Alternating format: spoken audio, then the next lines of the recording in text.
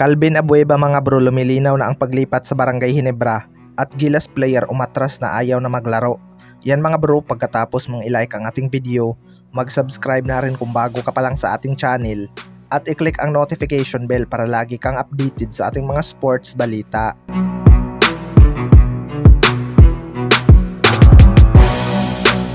So malapit na nga ang laro ng ating national team na Gilas Pilipinas mga bro. Inanunsyo na rin ni Coach Timcon ang Final 12 na sasabak sa FIBA o QT. Marami ngang nakapansin kung bakit wala ang isa sa mga pinaka-athletic na player ng Gilas Pilipinas na si Renz Abando. Expected nga ng lahat na magkukumit ito sa Gilas Pilipinas matapos ang kanyang napaka-impressive na performance sa KBL. Ayon nga sa mga source mga bro ay umatras na daw itong si Renz Abando at ayaw na maglaro sa Gilas Pilipinas. Well, para sa akin mga bro, hindi nga ako naniniwala na ito ang rason kung bakit wala si Renz Abando. May isang dahilan talaga yan si Coach Timcon kung bakit hindi sinama si Renz Abando. Kung titingnan nga natin mga bro, masyado ngang manipis si Renz Abando sa kanyang position para ngayong FIBA o QT dahil puro nga matatangkad ang makakalaban ng Gilas Pilipinas. Pina-priority nga ni Coach Timcon ang mga versatile na wingman gaya nila Carl Tamayo at Kevin Kiambao na mabilis kahit malalaki at may dissenting shooting beyond the arc. Nakita naman natin na hindi consistent itong si Renz Abando sa 3 points area.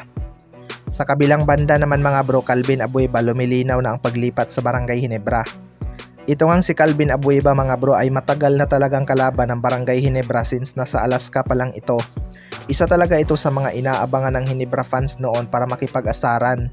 Pero ngayon nga ay nasa poder na ito ng SMC Group. Siya nga ang isa sa mga nagbibigay ng buhay sa Manila Clasico simula mawala itong sina James Yap at Mark Caguioa. Sa huling Manila Clasico nga ay nag-Ginebra chant pa itong si Calvin Abueva. Sinundan pa nung interview sa kanya na gusto daw talaga niyang makapaglaro sa Barangay Ginebra at ibibigay niya daw lahat ang kanyang makakaya. Ayon nga sa mga source mga bro ay pinag-iisipan na daw ng SMC management kung ililipat sa Barangay Ginebra itong si Calvin Abueva. Gusto daw talaga ni Coach Timcon ang hassle nito at isa daw ito sa mga game changer. Ang concern lang kay Calvin Abueva ngayon mga bro ay ang kanyang edad. 36 years old na nga ito. 3 o 4 na season na lang posibleng babagsak na ang kanyang laro. Pero makikita naman natin na kayang-kaya pa nitong si Calvin Abueva makipagsabayan. Malayo pa naman yung 4 na taon. Maganda din talaga na makuha nila ito dahil mabigat na nga ang competition next season mga bro dahil sa malaking pagbabago. Yung double round robin pa lang malaking impact na talaga yun dahil matagal na nga noong huli itong ginawa ng PBA.